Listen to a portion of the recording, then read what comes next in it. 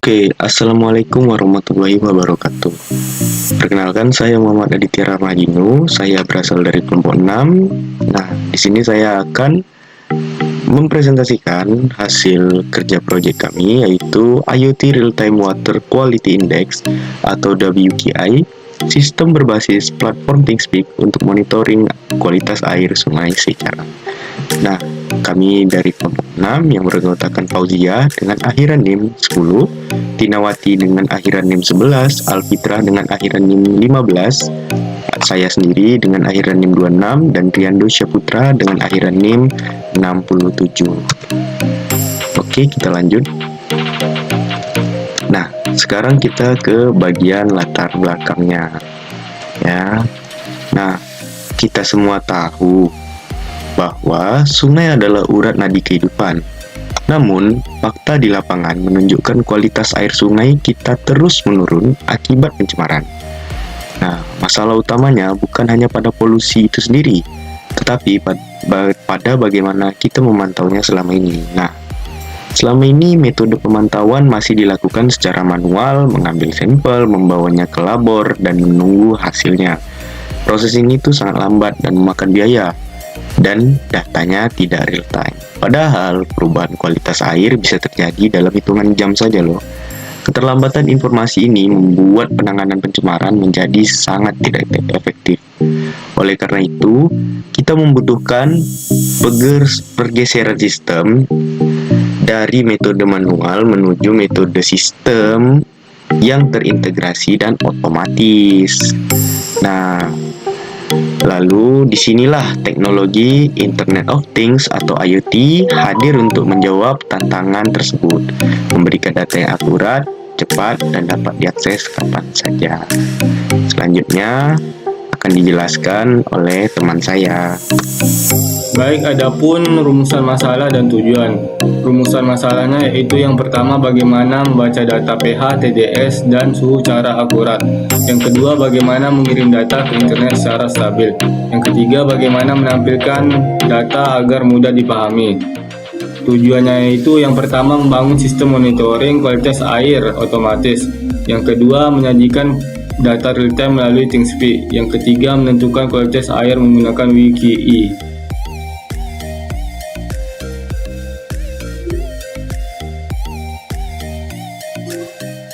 Untuk komponen yang kami gunakan pada alat pendeteksi sensor kualitas air ini, yang pertama itu ada ESP32, di mana ESP32 ini sebagai otak atau mikrokontroler utama yang berfungsi untuk mengolah data dari seluruh sensor serta menyediakan koneksi Wi-Fi dan Bluetooth untuk transmisi data secara nirkabel. Yang kedua ini ada micro SD card modul, di mana berfungsi sebagai media menyimpan data logging atau secara luring, agar hasil pembacaan sensor dapat tersimpan dalam bentuk kartu memori SD card. Yang ketiga ini ada RTC modul, di mana RTC ini berfungsi sebagai pencatat waktu, presisi dalam detik, menit, jam, tanggal, sehingga serta data sensor yang tersimpan memiliki stempel waktu yang akurat. Yang keempat, pendeteksi asam basa, sensor pH 452C, di mana berfungsi sebagai untuk mengukur tingkat keasaman atau kebasahan suatu larutan dalam skala pH. Yang kelima, pendeteksi kebersihan air, sensor TDS, di mana sensor ini berfungsi untuk mendeteksi jumlah padatan yang terlarut dalam air guna untuk menentukan tingkat kemurnian atau kebersihan air tersebut.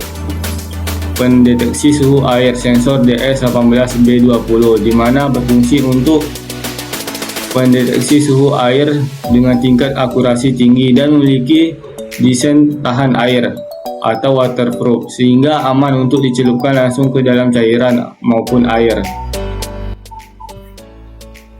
Penelitian ini dilaksanakan di Sungai Secarang, Kota Tanjung Pinang, Kepulauan Riau, pada kawasan pesisir yang didominasi ekosistem mangrove dengan aktivitas antropogenik relatif rendah, sehingga kualitas air dipengaruhi oleh faktor alami seperti pasang surut, sedimentasi, dan dekomposisi bahan organik. Pemantauan kualitas air menggunakan sistem Internet of Things atau IoT berbasis ESP32, dan platform yang kami gunakan yaitu ThingSpeak untuk mengukur parameter suhu, pH, dan Total Dissolved Solids atau TDS sebagai dasar perhitungan Water Quality Index secara real-time. Sistem ini terdiri dari sensor, modul microSD, catu daya, serta box dan pipa PVC sebagai pelindung yang dirakit, kemudian kami program dan kami kalibrasi sebelum digunakan. Pengambilan data kami lakukan selama 20 menit dan kami meletakkannya itu di sungai dalam kondisi aktif.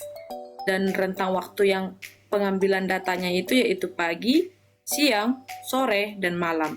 Kemudian data kami pantau melalui ThinkSpeed dan dikategorikan berdasarkan rentang nilai Water Quality Index untuk mengevaluasikan kualitas air sungai secara.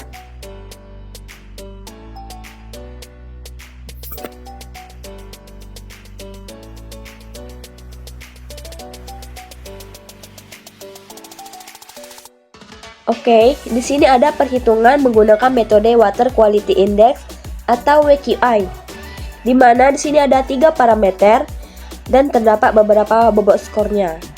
Parameter pertama suhu dengan bobot skor 0,2, parameter kedua TDS dengan bobot skor 0,4, parameter ketiga pH dengan bobot skor 0,4 yang dimana totalnya 1.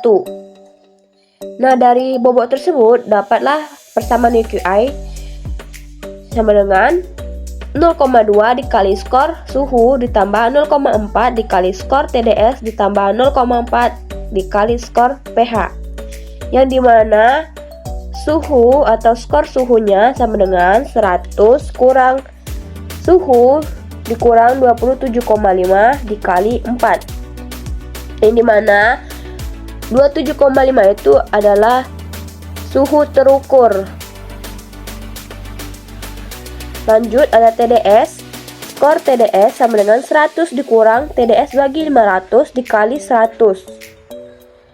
Nah, untuk 500 pada TDS ini aja batas acuan terhadap nilai TDS-nya. Oke, lanjut ada pH. Skor pH-nya sama dengan 100 dikurang absolut pH dikurang 7 dikali 15. Di mana pH netralnya itu sama dengan 7. Oke, di sini ada perhitungan pada pagi hari. Nah, di mana skor suhunya didapati 93,084 dan skor TDS-nya minus 112,885. Karena nilai TDS-nya sangat tinggi, akan negatif yang mengindikasikan kualitas air yang buruk. Namun pada perhitungan WQI, nilai negatif ini akan ditangani dengan mengambil nilai minimal 0. Maka skor TDS-nya ini tetap sama dengan 0. Skor pH sama dengan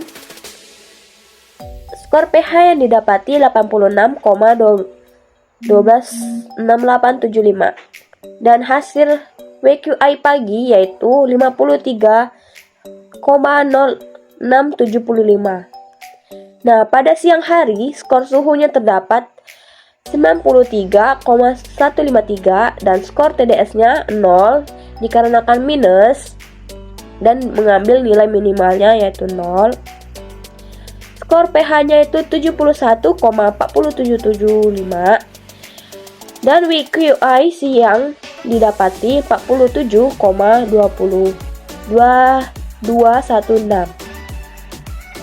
Nah, pada sore hari skor suhunya didapati 93,6205. Pada skor TDS seperti tadi nilai minimal 0.